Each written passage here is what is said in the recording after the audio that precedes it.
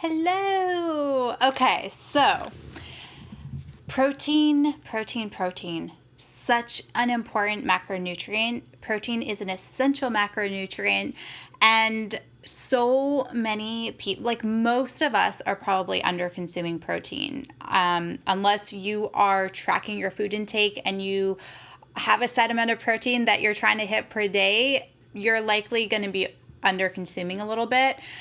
Obviously, we're all so different. So I know I've said it before, but we all require a different amount of protein every single day in order to achieve our goal. But protein is so important, and especially, you guys, if your goal is to lose fat, because there's a few different reasons why, but protein is essential even if your goal isn't fat loss. Protein is an essential macronutrient, meaning that your body needs a certain amount of protein every single day.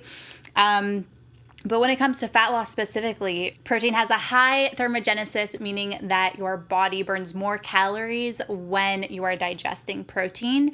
Protein is more satiating. It keeps you feeling a lot more full for longer throughout the day. This is really important because when your goal is fat loss, you are going to be gradually lowering the amount of calories that your body needs per day. So like as your body adapts to the amount of food that you eat, you're going to be slowly lowering your calories, right? And so keeping your protein higher will just make sure that you're not like hangry all day. So that's going to be super important. Like when you can fill up on protein with meals and like spread your protein throughout the day, you're going to feel a lot more satiated and not be craving all of these other foods, okay? And not only that, but protein preserves lean muscle mass, which is really important because when you're restricting calories, you're going to be losing weight, and you want to preserve as much lean muscle mass as possible so that you can just look and feel so much better. Now, the only thing to know that when you are consuming protein,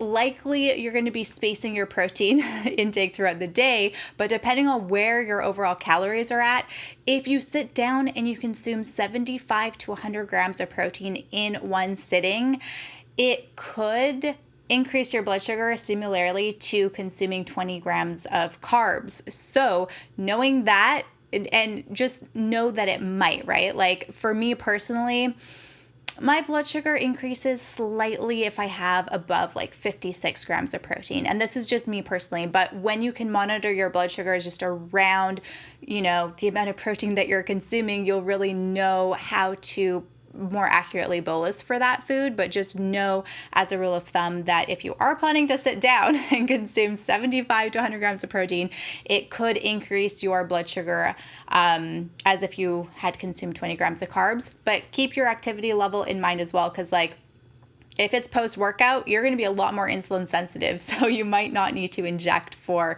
that many carbs for your protein intake. So just monitor your sugar, see what it does for you.